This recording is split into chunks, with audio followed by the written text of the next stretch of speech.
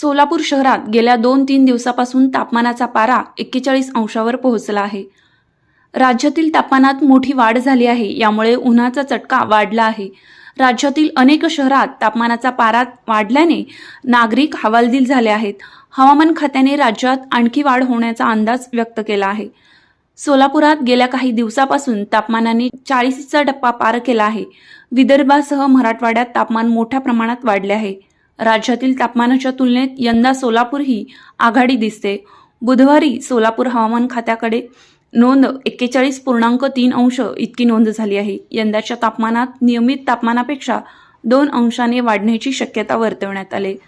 सोलापुरातील तापमानावर अंकुश ठेवण्यासाठी फक्त वृक्षारोपणाशिवाय पर्याय नाही.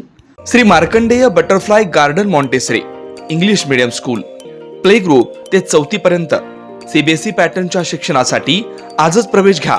मोबाईल क्रमांक 8668 34 49 79.